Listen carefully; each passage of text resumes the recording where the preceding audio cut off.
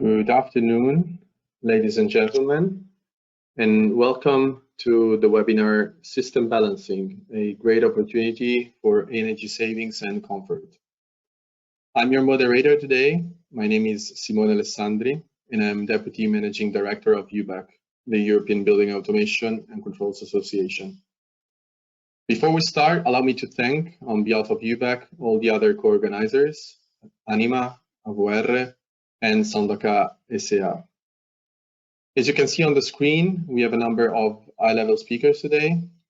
We will learn everything we need to know to understand the potential and contribution of system balancing, especially from a policy perspective. I'm delighted we can start with Pau Garcia Audi from DG Energy, European Commission. Mr. Pau Garcia Audi is a mechanical engineer, graduate from the Polytechnic University of Catalonia, and holder of a Master of Science in Building Services Engineering from Loughborough University. He has worked as a building service engineer in the private sector, both in Spain and the UK. For the last 10 years, he has been working in different positions within the European Commission, first as a project officer in charge of projects supporting innovation and policy on energy efficiency in buildings, and then as a desk officer in DG Regio, managing programs from the European regional funds. Since January 2018, he has been working as a policy officer in DG Energy, mostly dealing with the Energy Performance of Buildings Directive, EPBD. His presentation today is about how the renovation wave can contribute to optimize heating and cooling systems. Pau, the floor is yours. Thank you very much, Simone, for the kind introduction and also for inviting us to be here today. I think I'm very limited in time, so I'm just going to ask you to move to the next slide, please, and start. And next slide, please. So currently we are under the framework, so to speak, of the renovation wave. This is part of the EU Green Deal, and it has a very clear objective, which is to at least double the renovation rate in the next 10 years. It's not only about renovating the buildings, but it's also about improving the energy performance and the resource efficiency of these renovations. So the objective is simple. How we get there, that's the actual challenge. Next slide, please. The reasons for this renovation wave are unknown to many of you. Buildings are the highest contributor in terms of energy consumption and on CO2 emissions. We have an old and inefficient building stock that we need to renovate. And moreover, the vast majority of this building stock will still be there by 2050, by which time we will need to have a decarbonized building stock if we want to achieve the overall EU objectives of decarbonization. In short, by 2030, this means approximately renovating about 35 million buildings. Next slide, please. Important to highlight, it's not purely about renovation. One of the main objectives, or the renovation is not an objective in itself. One of the main objectives is decarbonizing the whole heating and cooling sector. And this, of course, requires two things. One is a very efficient heating and cooling system, but also a system that can respond to the needs of the user and can also respond to the needs of the energy grid and in general. We're also tackling other issues such as energy poverty, and we particularly want to focus on worst performing buildings. And we are also focusing on the public buildings and social infrastructure such as schools, hospitals, and administrative buildings, because we think they can spearhead this renovation wave. I think it's very important to highlight that the renovation wave, it's not just a policy idea, is not just a communication. It's actually a set of policy measures and funding tools and technical assistance instruments that we're putting in place. It's not an element on its own. It actually requires careful integration and cooperation between various different policy areas. For example, in DG Energy, it's of course the EPBD. I'll talk about this a little bit more. It's the Energy Efficiency Directive, it's the RES Directive, but also DG Klima, DG Environment are heavily involved from the side of products and life cycle aspects of the building sector. So please bear in mind, and also, sorry, not to forget, there is a lot of funding available, being made available through the recovery plans and through, for example, the European Regional and Development Funds. So this is also part of the renovation wave. Next slide, please. So in terms of the policy areas and what we're looking at right now, of course, for us, the main instrument is the Energy Performance of Buildings Directive, and there we are setting up a number of measures to both trigger renovations and then make sure that these renovations are as ambitious and deep and effective as possible. Perhaps the most visible of all these elements are the phased introduction of mandatory minimum energy performance standards for existing buildings. That means tackling the worst performing building stocks, making sure that buildings that are going into the rental market or they're going into the sales market have a minimum performance, making sure, for example, following examples from the Netherlands, that the non-residential sector is also progressing towards the decarbonization of their buildings. How we do this, exactly how these measures will look like, it's still under discussion. We have just completed the open public consultation for the revision of the EPBD, so we're in the process now of analyzing all these replies. Another important element is an update for the energy performance certificates. We really want to empower the information role of energy performance certificates, help them become truly an element to trigger renovation, but also we need to make sure that they reflect the actual energy performance of the building, that they reflect and they can benchmark buildings with one another and really show which buildings are the most efficient, the most responsive, and the ones that really deliver the needs of the users. There are a number of elements there, particularly, for example, the element of quality, but also the element of reporting on quality and reporting on the information contained in the EPC databases, because we think we need to make sure that this information is as available as possible, of course, respecting all the rules and requirements, for example, of privacy of data. Other elements, for example, the possible extension of building renovation requirements for public sector under the Energy Efficiency Directive. So instead of just the national government buildings, all public buildings, also for example, from local and regional authorities. These are all elements currently under discussion, so please take everything with a pinch of salt. And of course, money.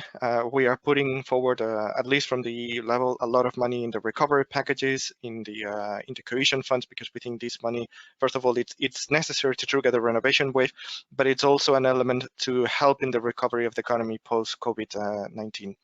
Next slide, please. An important element to highlight is the role of the neighborhood and the building element. We are not talking, or we are trying to stop thinking about the building as a standalone, as an island, but we really need to see how we can integrate the building into the larger network, into the larger energy network, not just the electricity network, but also the heating and cooling network. And there, the role of variable systems and responsive systems and smart systems has really a very important role to play in the coming years. One of the initiatives, for example, is the Affordable Housing Initiatives, which aims to renovate 100 districts and try to integrate them as much as possible. Just as an example. Next slide, please. And almost finally, I would like to highlight that there are already a number of provisions in the EPBD, the recast 2010, and now in the revision of the EPBD in 2018, that drive the market towards more and more efficient and responsive systems. For example, we have the minimum requirements, which are updated every 5 years at least, following the cost optimal models. That drives buildings to be more and more efficient, both new buildings and renovated buildings. We have the energy performance certificates, of course.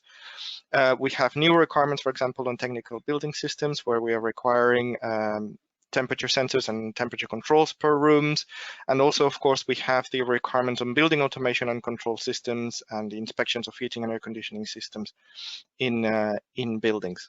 So it's not just what we are looking to amend in the near future, but it's also there are a huge number of provisions already in place that we need to exploit as much as possible.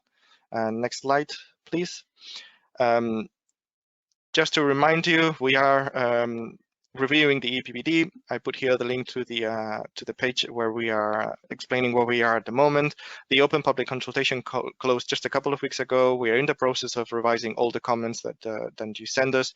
If you have anything else, please feel free to send it, of course. And now we are closing the file on the impact assessment that we have to submit very, very soon. And then from September onward, we will really start the process of actually writing down the proposal of the European Commission. And this is where we are at the moment. So this is the framework where we are playing right now. Thanks, Simone. I think this is all from my side.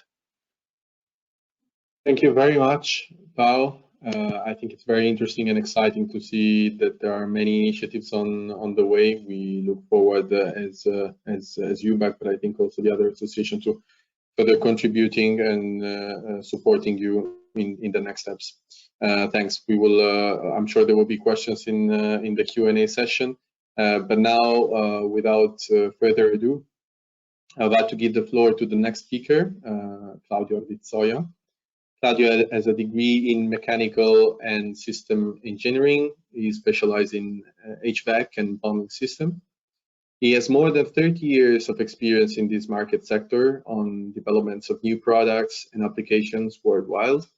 He is also an active member of international working groups in Europe, the US, Australia for definition of standards and certifications. Claudio, the floor is yours. Thank you. Thank you, Simone, for a nice presentation.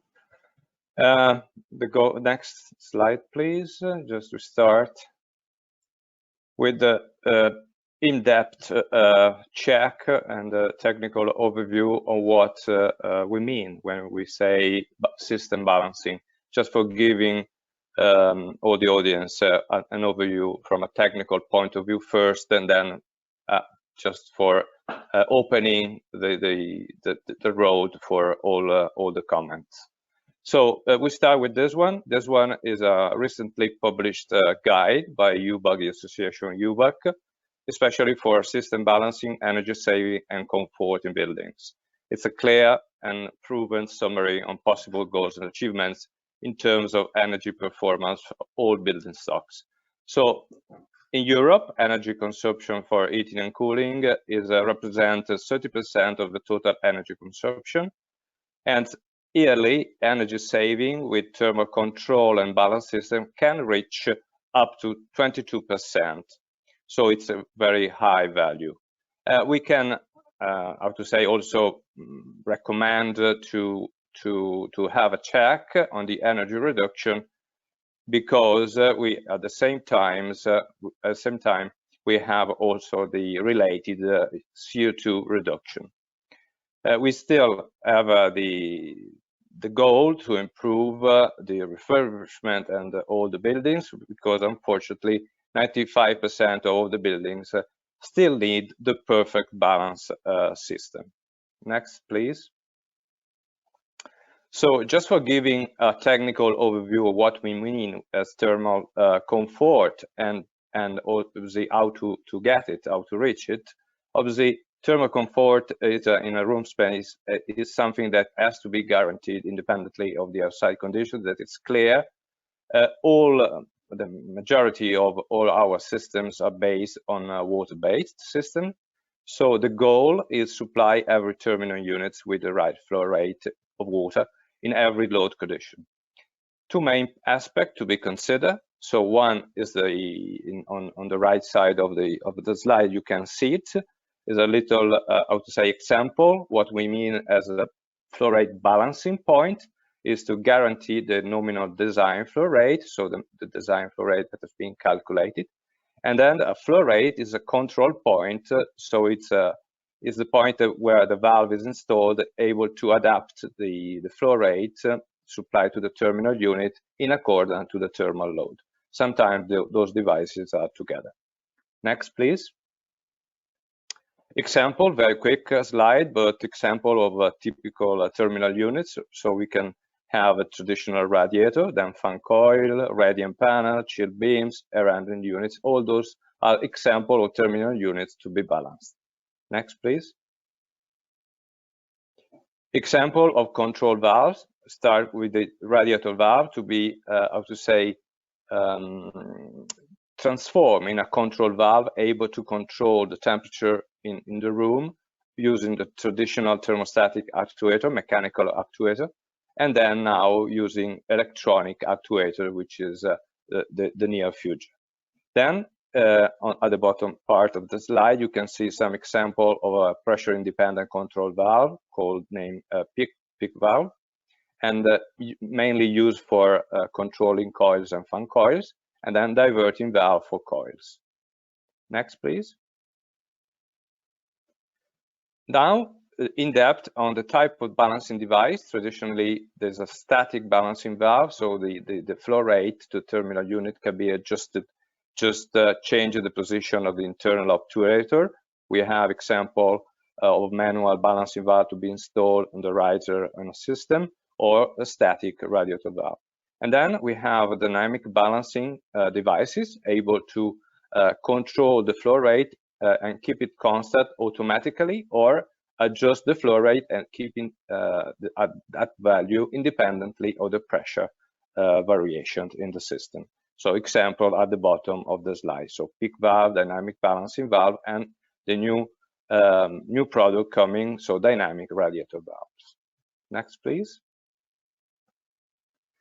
Here, just some slides showing what happened in a system where we start with this unbalanced situation. So it means that the flow rate is not distributed correctly within the system because the system has not been balanced.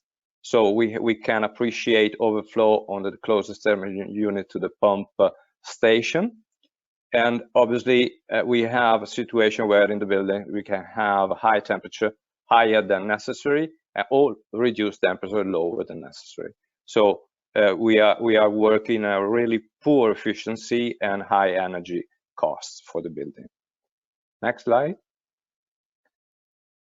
The next step is to balance the system. So the traditional static balancing, it's okay. The valves, as shown before, have to be, how to say, commissioned on site, and then you can start with a total load where all the units are supplied with the correct flow rate, but after a long period of commissioning. Then we have a limit with the static balancing. So at partial load, we still have some overflows in some terminal units. So efficiency and saving at just a sufficient level. Next, please. Then dynamic balancing. Dynamic balancing is the step forward. So all the units are supplied automatically with the right flow rate, and at partial load, all units always supplied with the design flow rate. Dynamic valves actually react to control and keep the design flow rate to each terminal unit. And efficiency and saving are at optimum level now. Next, please.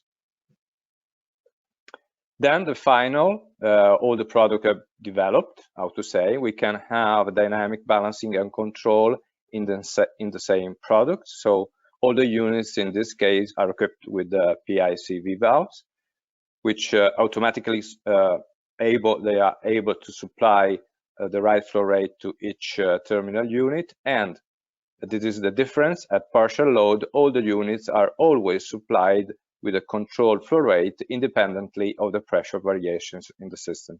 So efficiency and saving are really at the maximum level here. Next, please.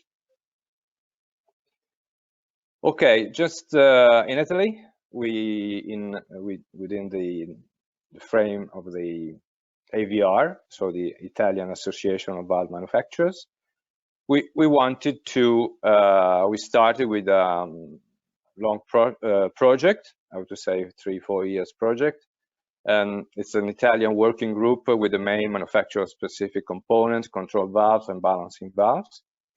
And we worked for the preparation and distribution of a technical manual for in-depth analysis of systems, especially for system designers, engineers, and plumbers to be, how to say, distributed. And everything is based, obviously, this is based on initial work by the French Technical Center Caustic, which was financed by the industry, ACR and Evolis, with the support of the sector representative Energy and Avenir. Next, please. So here just an overview of what the content of the manuals and some names of the Italian manufacturer who contributed to this manual. So content of the manual is mainly divided in 4 parts. So analysis of the existing HVAC systems in buildings to be improved, and then a new sector on new HVAC systems, domestic hot water system, and an annex with some system technical aspect and components. Next, please. Here, just for a couple of slides showing the content. So every system is, how to say, reduced to a diagram showing the components inside, and we rate the comfort, the energy performance, the working cost, environment, and building stock value before the upgrade of the system. And next slide. We have different solutions in this manual. Here I've just chosen one, and you see that the number of the star increase accordingly to what we decided to introduce in the system. This is how we wanted to explain to the engineer how to change the condition of a system. Next, please. And here, part of the content of the manual, some diagram showing more or less the same things, but also with other contents like the system conditions, system components, and example of system calculation. And here are some pictures just taken from the manual. Thank you. Next slide, please. And here to complete part of the big project within the IVR, we created a new website for direct promotion of all the benefits for having energy saving obtained using balancing and control valve in their system. And the new site is called in Italian Benessere Termico, where the user can access and get information. Okay, next please. But I've finished. Thank you for following this little presentation. I pass the ball back to Simone. Thank you again. Thanks a lot, Claudio. Your presentation, I think it made it quite clear through evidences that system balancing is a huge opportunity not to be missed by policymakers for energy efficiency, CO2 reductions, comfort, and health. The opportunity was indeed not missed by the Spanish legislator, who recently introduced successful requirements. And the next speaker will tell us more about it. Before I introduce you to Guillermo López Alonso, just let me remind you that you can type in your questions in the section, in the dedicated section, or in the chat box. We will collect them right now. We are collecting them already for Q&A. Now, a few words for me to introduce Guillermo. Guillermo López Alonso is working for the Spanish Ministry for Ecological Transition and Demographic Challenge, precisely head of service in the Subdirectorate General for Energy Efficiency. He worked for 20 years in different projects and positions in the field of R&D, innovation, and energy regulation. And he's been an advisor of the European Union to Hungary on renewable energy and Bulgaria on energy market regulation in the process of EU enlargement. We are really looking forward to hearing more about these measures of yours. Guillermo, the floor is yours. Thank you very much for the, I'm sorry for this program at the beginning, but thank you very much for the introduction and for inviting us to this webinar. So, well, we're going to give a quick overview of how, what's the Spanish approach for the requirements on energy efficiency in buildings. What is the regulation of thermal installations of buildings in Spain, and what are the modifications that we have introduced this year, and in particular those related to the hydraulic balancing of the system. So, well, this is the European approach and European policy, and how do we translate in Spain the European plans to the Spanish plans. Our objective is to reach by 2030 an improvement of almost 40% of energy efficiency, and one of the most important factors to reach that target will be to have a renovation wave of 1,200,000 dwellings, the replacement of millions of equipments in this period, and also the modification of hundreds of thousands of installations. Next one, please. Well, this is the most important piece of legislation in Spain regulating the thermal installation in buildings. It's called RITE in Spanish, that stands in Spanish for Regulation of Thermal Installations in Buildings. It covers all the life of the building, from design, construction, assembly, maintenance, and use and inspections. And it does so from three different perspectives: quality and hygiene, safety, and the most important for today's webinar, energy efficiency, renewable energy sources, and residual energy. So the requirements are scattered over 8 different chapters that you can see below in the slide. And we are going to focus mainly in the third chapter, control of the thermal installation, right? Okay, next one, please. These are the main, and we have released this year a royal decree in which we set some new requirements on this document, on this data, this big regulation. So most of the changes are sparked by the last directives in relation to energy efficiency in buildings, and renewable energy sources. And most of the changes are related to definitions, to set stronger requirements for installations in relation to equipment, to eco-design regulations, to avoid too high temperatures or bad use of temperature and control, and to avoid also oversizing of installations.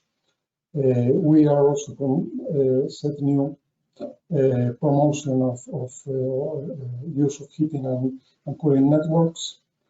And we are also introducing new requirements on accounting the heat pump, or the energy provided by heat pumps, that accounts for, in some conditions, for renewable energy contribution. Some other, and we have also introduced some new requirements that has nothing to do with the new directives in relation to power scaling, new requirements on burners, and some adaptations to European and Spanish standards. Okay, next one, please. Then, if you remember, we had 8 different chapters when we were speaking about energy efficiency. The third one was control and thermal installations, and it covers these 5 subchapters. Yeah? And the first one is heating and cooling systems. And in this particular part of the regulation, we have introduced 3 new, I think, very interesting regulations. The first one is that now when you build a new building, when you design a new building, you need to regulate separately the ambient temperature in its interior space. It's not valid that you do so in the whole dwelling. You need to do in every different room. In relation to this, you have to regulate and you have to adapt automatically the heating or the cooling capacity to this condition. And it's interesting that from the hydraulic point of view, when you have an installation with variable flow and the generation capacity is above 70 kilowatts, then it's compulsory that you need to stabilize the differential pressure across the control valve. Why? In order to ensure the temperature of the space, of the element you are controlling, or the space you are conditioning, and by doing so to reduce, not to spend more energy than necessary in pumping, in heating and cooling generation, and apart from that, you provide more comfort to the space that you are controlling. Next one, please. Well, this is a very long and very technical decree. We are using the last version from 2007, and we have introduced 5 modifications to this decree, plus one this year. This is the modifications I have already just explained. But we are working in a completely new document that we hope to be published in 2023. This document is the ground for the heating and cooling system design, installation, maintenance, and so on. And we are already having some discussion and setting some ideas for this new document, for this new data. What are some of them? Well, first, we are going to prioritize energy efficiency, and the second priority will be to meet the energy demand, the efficient energy demand with renewable energy source. It's interesting, but from the hydraulic point of view, nowadays our only requirement is in the design and in the starting up of the installations. But now we are thinking on introduce compulsory periodic hydraulic balancing in order not to have good installation at the beginning in the startup, but to ensure that for all the life of the installation, you have an appropriate hydraulic balancing. And of course, while we are introducing new improvements, new enhancements and of informations, maintenance and inspections. And Simone, that's all from my side. Thank you very much. Thank you very much, Guillermo. I'm sure that these measures introduced by Spain will lead as example for other ones at European and national level as well. When we talk about policies, one essential element supporting the adoption of any measure is always how to finance them. The next speaker, Elena Allegrini, will talk about this, and specifically on the importance of tax relief in building renovation. Elena is an environmental engineer whose present activity concerns the Italian supporting schemes for existing buildings, namely the tax relief with the so-called eco-bonus and super-bonus. Her academic background, together with her technical skills and work experience, has been related to the field of energy efficiency for years. After completing her PhD program and being a self-employed engineer, she has been working in ENEA, Department of Energy Efficiency, since 2018 as a researcher. In more detail, her activity is addressed to technical consulting on the above-mentioned incentives, training courses for professionals, and dissemination through technical guidance documents. Elena, thanks for joining, and the floor is yours. Thank you, Simone.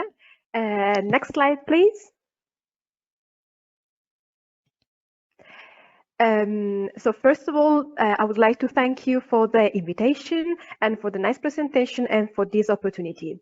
So here is the list of contents I'm going to introduce shortly.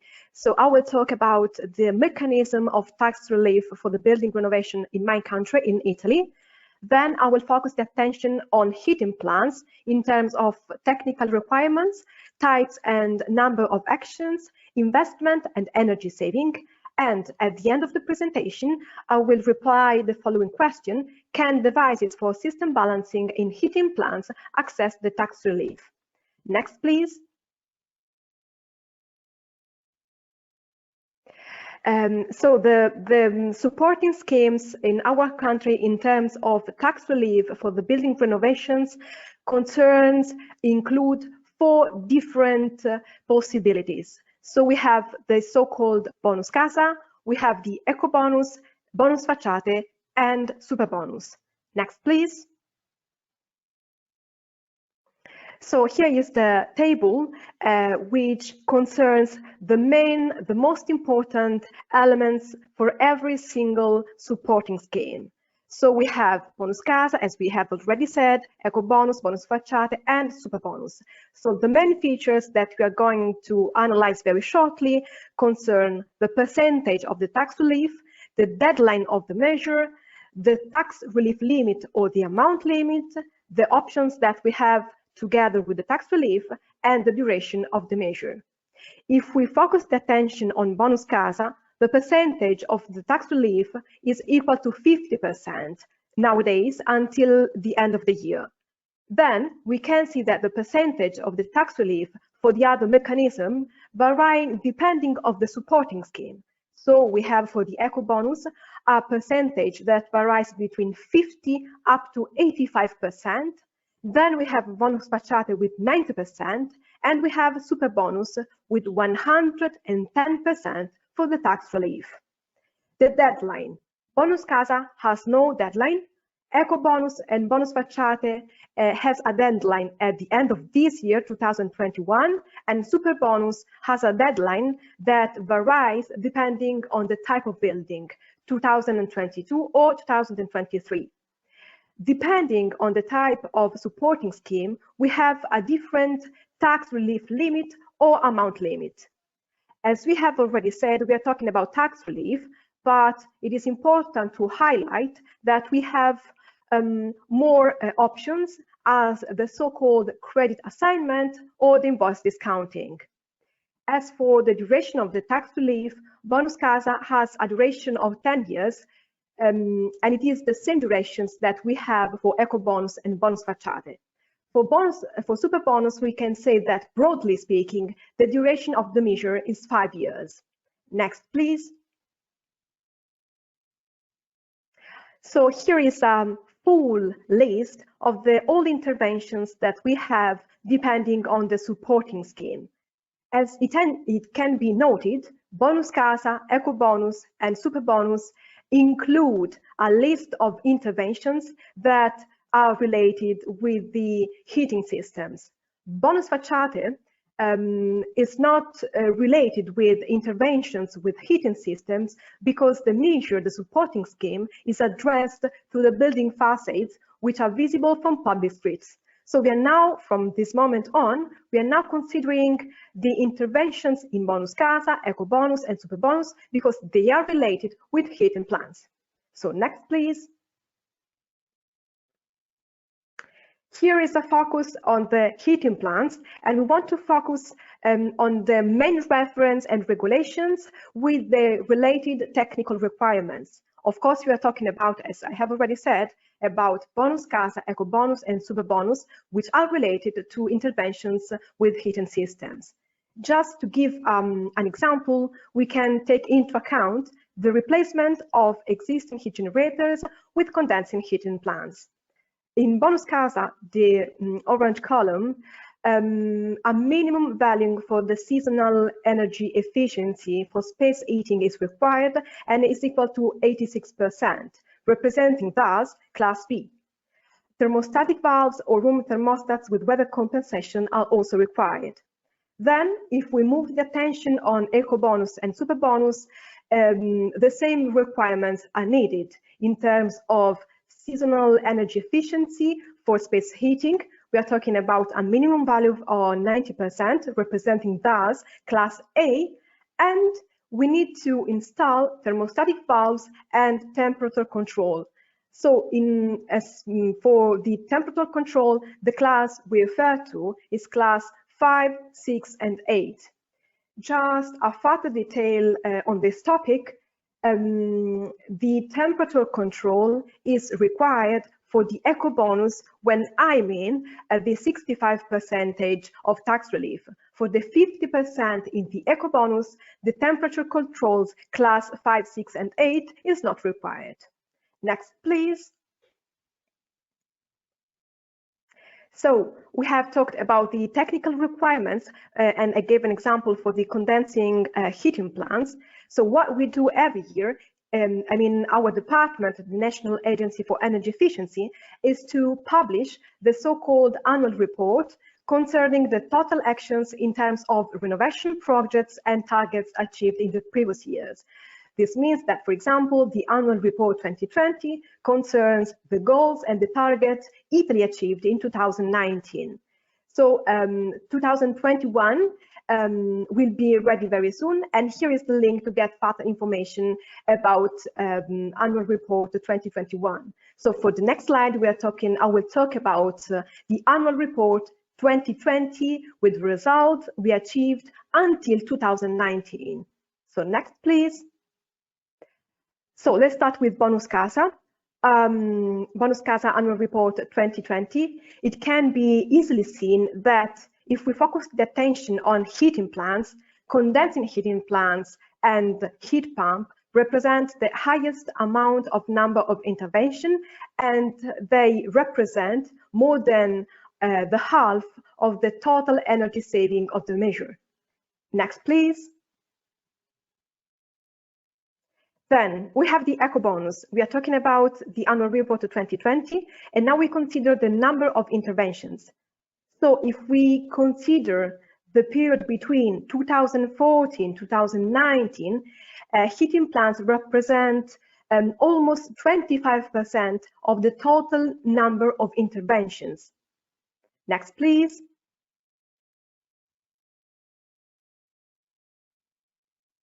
If we focus the attention on the investments, it can be seen that heating plants represent, for the period between 2014-2019, more than 20%, and the highest percentage was reached in 2019 with 28% of the total amount in terms of investment. Next, please. Then we have the energy saving for eco bonus annual report 2020. If we focus the attention on heating plants, the total amount of energy saving in terms of percentage is equal to more than 20% if we consider 5 years between 2014-2019, and in 2019 the percentage for heating plants represented 31% of the total amount of energy saving. So next, please. So at the end, we want to reply the question, can devices for system balancing access the tax relief? So we have to consider 3 mechanisms, bonus casa, eco bonus, and super bonus, because we have already said that bonus facciate is addressed to the building facades. So for bonus casa, this is possible only if it is considered, only if the intervention is considered as at least ordinary maintenance in the case of multiple dwellings, or at least extraordinary maintenance in case of private dwelling, or when we have a replacement of existing heating plants, or when we have interventions addressed to energy saving, such as, for example, actuators. In the case of eco bonus and super bonus, we have the same requirements, and we have said that this kind of system can access the incentives only if they are together with the replacement of existing heating plants. So this is the last slide for me. Next, please. So thank you for the attention, and of course, the questions are more than welcome. So thank you, Simone, for your time. Thanks a lot, Elena. Really, really interesting. It's also a pleasure for me as an Italian to see that eco bonus and super bonus are famous in Brussels as well, and it was a pleasure to hear more about this. I also see that there were questions raised by your intervention. We will address them in the Q&A later on. Okay, so see you later. Thank you for your time. Sure. Yeah, thanks. Now that we heard the experiences from policymakers and national agencies, I think it's time for us to sum up what is missing in the EU and national policies to achieve the full potential of system balancing. The industry is strongly committed in supporting policymakers and to make this even more clear. And Bruno Pedrotti will deliver a presentation on how we can realize the full potential at EU and national level. Before I give him the floor, just a few words introducing Bruno as well. Bruno is Head of Public Affairs Southern Europe at Danfoss. Holding 2 masters in international relations and EU politics, he has 14 years of international experience in public and government affairs. For several years, Bruno lived in Brussels, focusing on EU energy and environmental policies, while working for large corporations such as Bayer and Philips, and business associations. He is now based in Madrid and follows national regulatory policy and funding-related topics in France, Italy, and Spain. Bruno, thanks a lot for joining, and the floor is yours. Thanks, Simone, for this introduction. Thanks to all the organizing associations, and of course, thanks to all of you for taking part today. So in my brief intervention today, I'll touch upon 3 elements related to today's topic, dynamic balancing. I'll start off with some market trends as we see them at Danfoss. Then touch upon also barriers that we see to further uptake of dynamic balancing in the market, and conclude with some policy recommendations. So starting with market trends. So I will focus on the geography we are considering today, so Spain, France, and Italy. Let me start by saying that you will have understood it by the previous presentations, but just to reinforce the message, dynamic balancing is a well-proven technology, recognized by the market and used right now today in many building projects. However, it is far from being the standard, and that's precisely what we want to address. If we go a little bit more into detail and consider tertiary buildings, we see a recent but strong and consistent trend for new tertiary buildings across the 3 countries. So at least as far as we can tell, as Danfoss, a majority of new tertiary buildings being built today have dynamic balancing, at least buildings of a certain size. Quite different situation if we consider the renovation market of tertiary buildings, where it is not so common to see dynamic balancing. Even modern and well-renovated tertiary buildings often do not include dynamic balancing. So the outlook is rather positive, but let's not forget that even in the market of new buildings, still today we are building very modern high-risers, for example, that are not balanced. Looking at the residential market, the situation varies more across the countries. Particularly in France, if we consider new residential buildings with centralized heating system, we tend to find dynamic balancing. We see demand in the market. It's a good trend, maybe not as strong as tertiary buildings, but it's definitely there. Not so in Italy and Spain, at least, again, as far as we can tell as Danfoss with our view on the market. So it's really fairly rare to see dynamic balancing in new residential buildings, even big buildings. It's not uncommon, it's not unheard of, but it's not very common. And in residential, a little bit like for tertiary buildings, very little is happening. So why is so? What are the barriers that are slowing down the uptake of this technology? Next, please. There are a mix of reasons. I just listed some here. First of all, we have a weak or non-existing regulatory framework in many member states. And of course, let's leave aside for a second the excellent news that we just heard from Spain. But if we consider Italy, there are no legal requirements regarding balancing for buildings.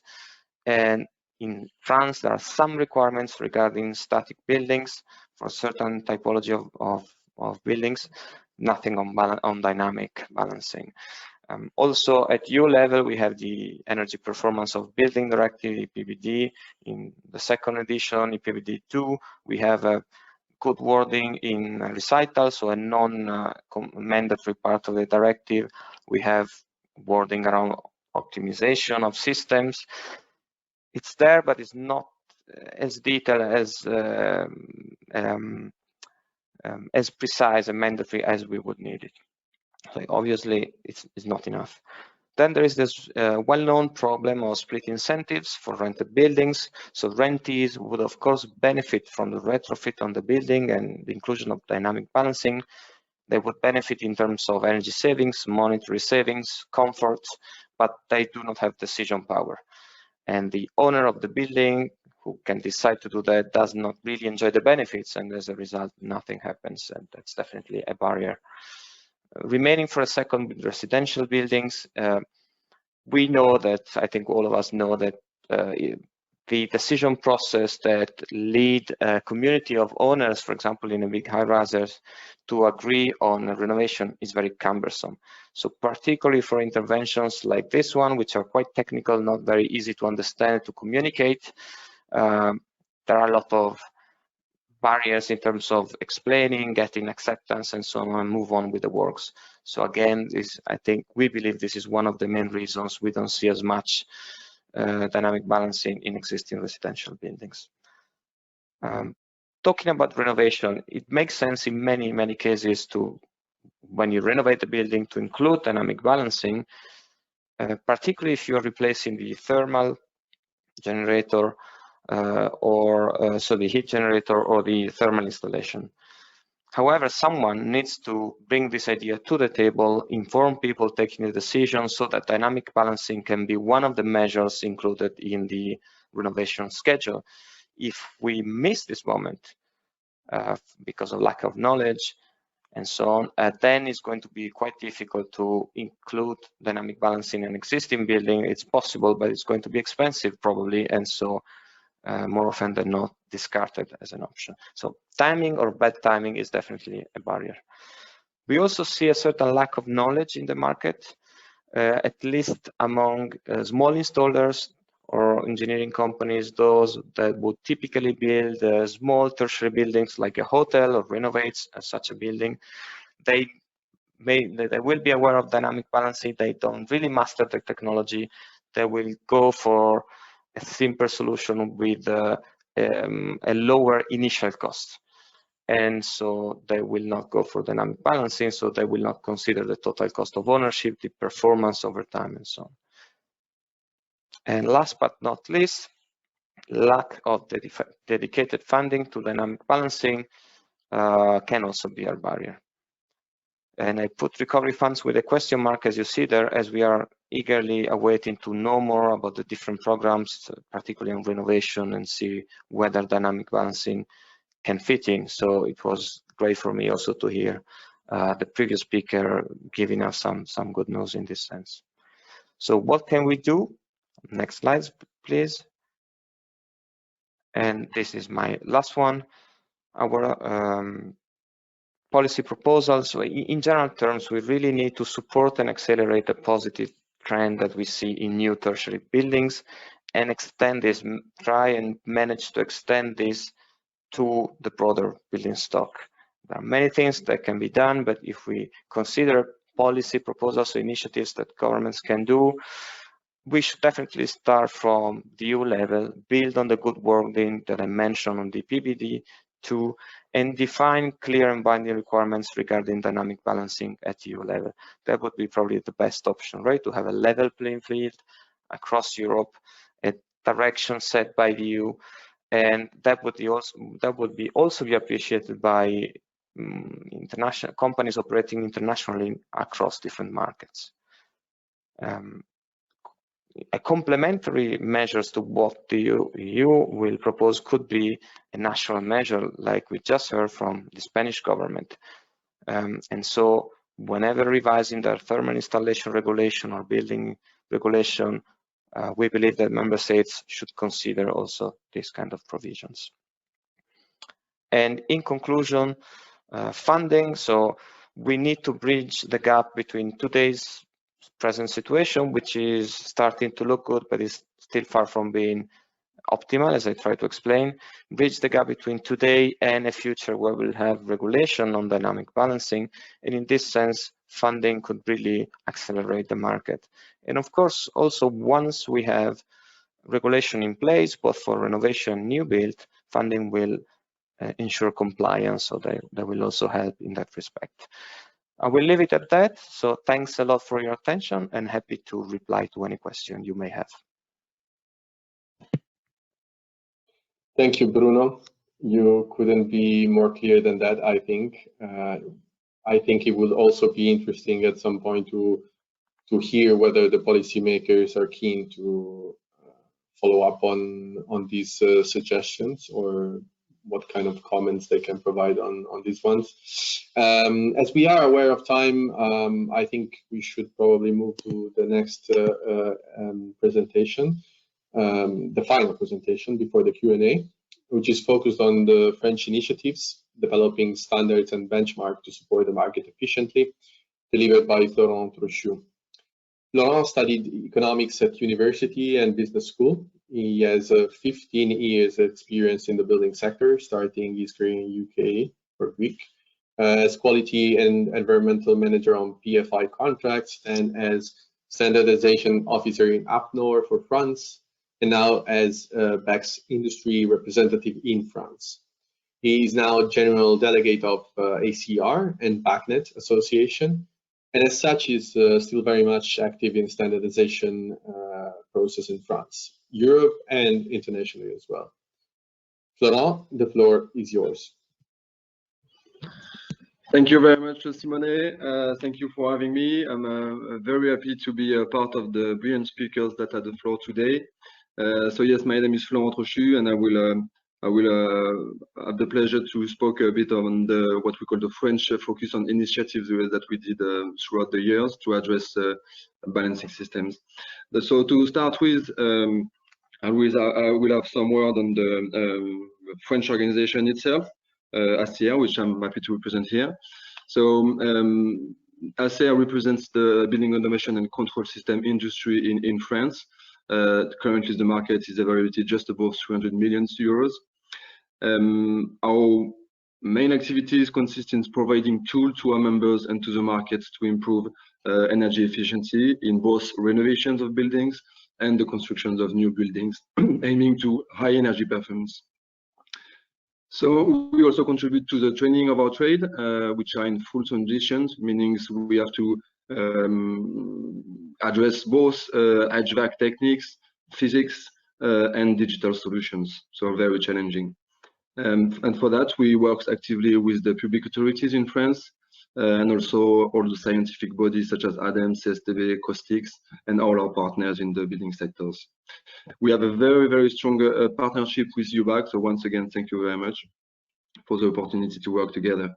In short word, our strategy and our role is to have a standardized approach of our trade in all three levels, which are France, Europe, and worldwide. And the aim is to increase the market efficiency, to avoid barrier to entries by addressing our solution within the widest territory as possible. And for that, we are pleased to be an associated member of BNTEC and AFNOR, which in short words give us the role of national standardization bodies with all BACs related topics. Next slide, please. So I'm going to introduce you to three key tools that we built up to address balancing systems. The first one is the guide for smart hydraulic systems. So as you know, as you have heard, Claudio also spoke about that because they have their own version in Italy. And as Claudio said, this work was introduced by the French colleagues at ACR and Evolis. It was published in 2017 by the scientific body Caustic, and we are very happy to have the support of all the sector representatives, from the energy suppliers to the operator of the buildings, which are members of the association Énergie et Avenir. So as Claudio said, it's listed the documents all the efficient solutions to improve efficiencies of hydraulic systems in all buildings.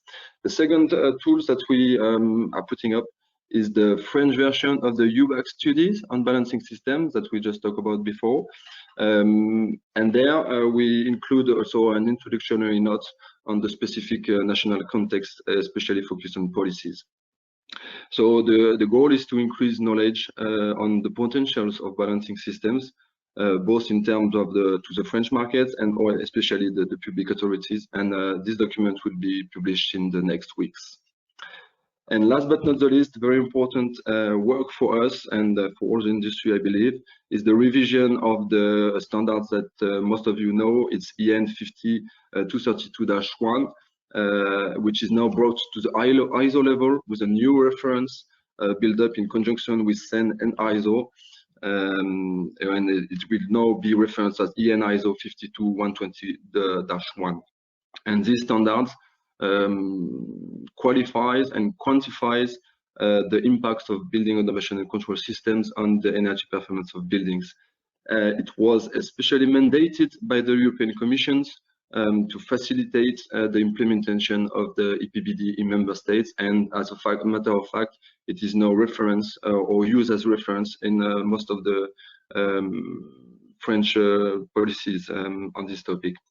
And the great news about this is that this, on top of being brought to the ISO level, the news of this standard is that we introduced for the first time the different balancing system functions and obviously their contribution to the energy performance. We are currently very happy because we are at the final approval stage, which will be launched in the next weeks, and so the document will be published by 2021 end of the year, or maybe early next year. Okay, next slide, please. Yes, I'd like to have a few words on the annual French market. So as I said, 310 million euros in 2020, despite the pandemic, which affected us all. We foreseen a very strong potential this year. We currently address this, and obviously for the years to come, especially due to the new regulations that have been implemented in France. Décret BAC and Décret Tertiaire, and obviously also the Plan de Relance, which is the recovery scheme. Another figure important to raise here is the dynamic balancing valve growth.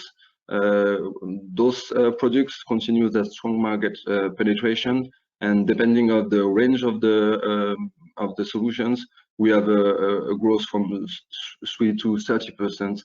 And bear in mind that these are based on the figures during the pandemic, so it's very encouraging figures. And this will lead to high performance renovation operation, we hope so, and it provides a very strong added value for maintenance and day-to-day management for both comfort in all types of buildings. Next, please. Yes, some word about the guide for smart hydraulic system, le guide d'intelligence hydraulique. Once again, I thank Claudio for having a more detailed presentation of this document. So I will not spend too much time on this. Just to say that this guide helps to promote reliable solutions such as dynamic valves, and it addresses advice to all the market field players. And the main thing to understand that is, I think, is that we're shifting from an energy supplying model to a model which is based on energy and demand management, and it's focused. It highlights the importance of not only the performance of the generators, but also throughout the energy supply system. The distribution and the emission control are very, very important and can help to save a lot of energy. Next slide, please. That will be my last slide. Just to have some word on what we call the standardized approach, which is very important for us in France, in Europe, and worldwide. As you know, the BAC industry is a very concentrated industry, and so it's very important for us to base our research and development programs on high-level standards to develop innovations and to increase market efficiency solutions. So there are three main types of standards we're talking about here. The standardization to start with, very important, help to put up main specifications on products, functions, systems, and to support the energy program, as I just said. European level based and now international. Those standards helps to also set up different certification schemes which help for reference for market compliance and obviously helps to increase confidence in our solutions. And the last type of standards, which is key and bottom line, shall I say, are the mandatory specifications from the regulations. We like to think that by trying to align those different standards, it helps a lot to increase the market efficiency solutions and to develop solutions which are applicable to all types of buildings and which contribute to the development of the high energy performance solutions. And obviously, by doing that, we would like to believe that we actively contribute to the achievement of the global objectives that are addressing the climate change. So once again, thank you very much for having me, and I will be here for any questions if there is any. Thank you very much. Thanks a lot, Florent. This was the last presentation, so we are now moving to the panel discussion and Q&A. We received some questions indeed. I'll start with a clarification maybe, which is, I mean, it's a question coming from Sergio Bellano from Watts. So the question is, as concerning the market in France, it's for you, Florent, I think mainly. As concerning the market in France, estimated at 310 million by ACR, is that market value calculated at product level, or it consider also engineering, installation, and services? Yes, these figures only concern the projects and services. All right, perfect. That was quick. Thanks. One question to Pau, maybe on if you could comment quickly the perspective of the Commission on the Spanish measure, or on whether the Commission is considering hydronic balancing as any potential measures in the future at European level on hydronic balancing. If you have any views on this.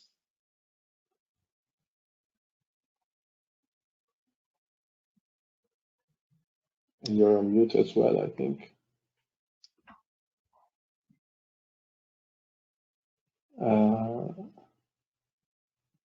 We cannot hear you. Okay, sorry. Can you hear me now? Yes. Yeah. No, it's very good to see the development in Spain. Particularly, I mean, I was working in Spain many years ago, and to get the hydronic modulating systems back there, it was very difficult back in the day. Not because of the legislation, because everything was driven by price. So it's very good to see that there are movements in that direction. At EU level, I have to say the EPBD must remain technology neutral. This is one of our main elements. So it's a bit difficult to provide specific provisions that favor one type of technological solution or another. However, what is very, very important for us at this moment is to make sure that the different types of technology can reflect their advantages and disadvantages in the energy performance calculations, and that's one of the reasons why we've been supporting the development of the standards. Just to mention, there is a website called the EPB Center, the Energy Performance, the EPB Center, yes, which provides assistance and information about the use of the standards. So, in terms of fiberizing a specific type of solution, that's very, very difficult, but we do want to make sure that the performance is reflected. And as time goes by, and there is more and more pressure on buildings to perform at higher level, I think that will also drive the market. Thanks a lot. Very clear, Pau. Appreciate your answer. That was very clear. Thanks. One question to Elena. Which taxes are relieved for the various bonuses like bonus casa and so on? Do you have an example for a family home? How much money can be saved? This question is coming from Roman Zench from Eton, Austria. Of course, it depends on the type of interventions and on the number of interventions people want to realize in the place. For example, if we have heat pumps, solar collectors, building automation, heating plants, and so on, so we can have a range of between 15% up to 25–30%, depending on the type, of course, of intervention and the number of interventions. And if we want to talk about the time people need to have the money back, of course, we have a duration of 10 years, and we expect that the investment returns in less than 5 or 6 years. Thanks a lot, Elena. If you don't mind, I have another one, which is we have seen some of the results concerning bonus casa and eco bonus. What shall we expect from super bonus? Can you give us some information on the first results? And maybe in addition to these, there is also a question on your evaluation as ENEA on the Spanish measures, on whether it would make sense in Italy, from your perspective, also to have some steps in terms of policies taken in this direction. These are actually two questions. Yes, so for the first questions related to the number of interventions we have in Superbonus. So Superbonus is the newest mechanism that we have, and it started last year because of the pandemic and during the pandemic. So the idea was to help the sector to improve the situation, the economical situation. So at the moment we have, also the measure is almost 1 year old. And we had 3 different steps in November, in January, and in April. So we started with 1,000 interventions. So it seems to be a small number, but we are talking about a measure that at that time was just 3 months old. Then in just 2 months, the number of interventions increased of 3 times. And of course, we are talking about interventions related to cladding of opaque enclosures and heating plants. And of course, it was obvious that during winter, heating plants were working, and of course, intervention was not in somehow allowed or to be able to realize. And in April, we reached 1,000 interventions that were sent through the systems that we have to monitor the number of interventions that the technicians realize. So let's say that in 6 months, the number has become 10 times more than the beginning. So this is a good result. And we expect that during summer, of course, because of the regulation that seems to be clearer than before, and because of the possibility to work on heating plants, the number of interventions still increase.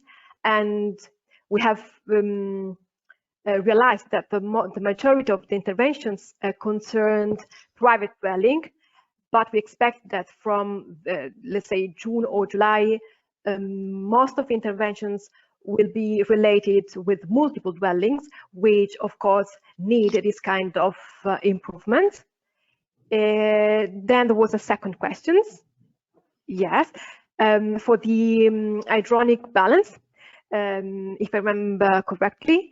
So of course, I do say that it is extremely important to share experiences between different countries in Europe, especially for the countries that in somehow have the same behavior in terms of climatic conditions, in terms of buildings, dwellings, and so on. So of course, I do think that the experience in Spain is extremely interesting.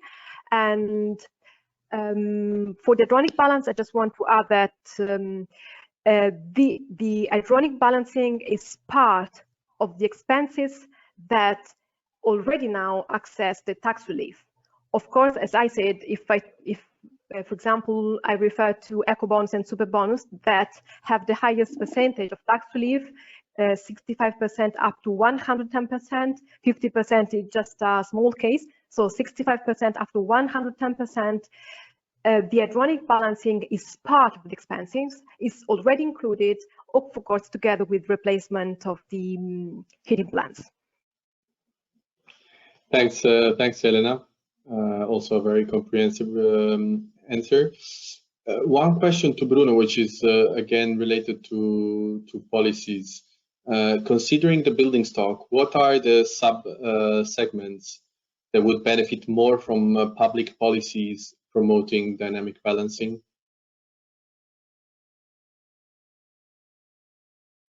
Thanks, Simone. So we believe that the residential sector is struggling a little bit more to get up to speed with this technology, which is otherwise well established in the market. And I mentioned some of the reasons. So in existing buildings, it may be the decision process among owners of different flats that makes it difficult. There is the split incentive problem. Also, probably for new buildings, there is, compared to residential buildings, there is less focus on the total cost of ownership, on maximum optimization of building technical systems, which may be a strong selling point for those promoting the sales of tertiary buildings. So for a number of reasons, we see a much lower market in residential. Having said all this, we believe that whatever member states, especially in terms of regulation, whatever they come up with, should apply across the building stock, given a certain minimum threshold in terms of power of the systems. When it comes to funding, it probably makes more sense to help the residential part. Thank you very much, Bruno. One question to Claudio, which is a simple question, but I think it's also somehow related to policies. The question is dynamic balancing actually being used in Europe? So I think this question could help us understanding to which extent policies are needed or not, or what's the current situation? Actually, from memory, I think the first installed valve in Europe that were 30 years ago, dynamic valves. They were introduced coming from the US, a market where they've been used for years. And then gradually all the engineers became, how to say, very confident, and they appreciate all the benefits. So it's a well-proven technology that nowadays has improved a lot. So it can be obviously applied in all systems, to be honest. Yeah. Thank you, Claudio. I have one last question. I mean, I have more, but let's go for this one as the last one. Florent, what are the objectives and challenges of bringing a European standard at international level? And how does it contribute to achievement of public strategies for accelerating renovation wave and tackle climate change?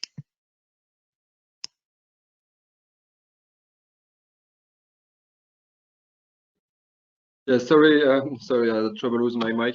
Thank you for the question, Simone. Obviously, yes, it is very challenging to bring up these European standards to international level. As you may know, the EN 5232 standard is part of the sets of EPBD standards, which were mandated by the European Commission to help the implementation of EPBD. And from start, I think the European Commission has the will to bring up those standards to the international level in order to have a standardized approach of the energy performance of buildings pretty much everywhere in the world, regardless to what type of energy they are being supplied in, or regardless to the type of buildings, basically.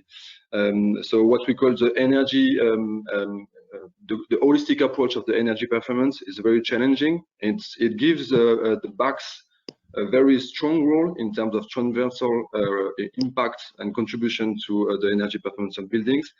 And while we were very organized at the European levels, I was lucky to work with Dan Napard, the former chair of eu.bac, on this topic, leading this topic at European level.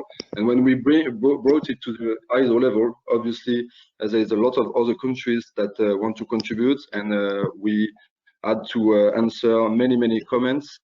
Global understanding of the issue is okay, but there is also a lot of questions because of justice. There is a lot of national specifications, and especially because those standards were pretty much based or helping or directed to the European regulatory scheme. Obviously, for countries outside Europe, it is very challenging to be in line with our approach somehow. So yes, that was a challenge, but I think it's by having a global standard, it helps to support all the R&D programs in the world, and it brings up obviously concurrential advantage to the European industry, and it helps to standardize all the solution and to accelerate the renovation wave. Thank you. Thanks, thanks, Florent. Time is running out, but maybe I have the time for a very last one, which is directed to Bruno. And what can the private sector do to support policy making in these areas? Thanks, Simone. Well, we had some examples, I think, today, so we can definitely share technical knowledge through guides, through trainings, communication events, and so on. That's one. And then I think we can, when regarding policy and legislation, I think we can do communication work. So we can spread out news and factual information about whatever the requirements are at any point in a country. And so in this sense, for example, we will be happy to spread the news that we got from Spain and in the future from the EU and so on and so forth, or funding opportunities coming from governments as well. So I think we can, in a way, be an amplifier of the message that governments are sending out. Thanks, Bruno, also for being so quick, but at the same time clear with the answer. I think we can move on to the concluding remarks. Before that, just from my side, a few final words. I'd like to really thank all the speakers. I know that you're all very, very busy, especially not only but Pao from the Commission. We really appreciate that you brought your experience and your view in this event. We really appreciate it. Thanks a lot. But I would also like to thank all the panelists. My colleague Gus Kosovic from eu.bac for his outstanding contribution in preparing the meeting, and the colleagues Alberto Spotti and Alessandro Maggioni from Anima. Now, apologies, you had to wait. Renato, you can deliver the concluding remarks. Renato Brocchetta is the Vice President of APR. The floor is yours. Thank you, Simone. And I just take a few minutes for resume the today discussion. And I have the honor to closing this very interesting meeting, and I thank the speaker to proceed to me for having addressed in a clear and precise way the topic today of the opportunity to take in the advantage for the system balancing for energy saving control. As extensively explained in today's webinar, the system balancing is certainly a tool that can help to achieve energy saving objectives. The objectives that are indicated in the Green Deal, and in particular in the PBD directive, which established the regulatory frameworks for achievement of the European targets of the 2030 years in terms of energy saving and climate. Let's start with Mr. Ardizzoia that explained clearly to us that would be the advantage to use the corrective system balancing in the buildings. But there are still several barriers to currently at the installation of balancing valve. And Mr. Pedrotti has listed of 6 of them, from the weak or not existing EU standard on a national standard in many member states, and also to lack the dedicated funding to encourage the use of the balancing valve, like to the covering funds. If in all Europe the situation is clear for the thermostatic valve, I use that one for example, this is not the case for the balancing valve, unfortunately. There is still no clear indication, and we hope we will come with the future revision of a PBD directive. Another important point that must be considered is to include the balancing system, balancing valve also, in the list of works we can take the advantage of the tax relief for all EU. It will then be up to the individual member state, as illustrated to Mr. Alonso, to acknowledge the directive, giving the tool for its application, and transpose the directive giving the tools for improved application. Clearly. As for AVR Association, we are collaborating with ENEA for a greater dissemination to the knowledge of this technology. For example, among the plan to the intervention, there is a collaboration with the technical school to provide educational material for information and create the synergy with the project manager or the building administrator for the greater awareness and the choice in the case and the intervention of the existing system. At the final, we hope that events like the today webinars and the boost we given to eu.bac and the National Association try to sensitize the EU and the national legislator to include the system balancing in the regulation and the incentive tax relief. I close this my point in very short time because it's very long meeting, that one. And Simone, the floor is yours. Thank you very much for your attention. Thanks a lot, Renato. As I was saying before, thanks everyone for participating. Thanks to the speakers. And I think we can wrap it up here. Have a great afternoon, and thanks everyone. Bye. Thank you. Thank you. Bye-bye. Bye. Thank you. Bye-bye. Thank you very much.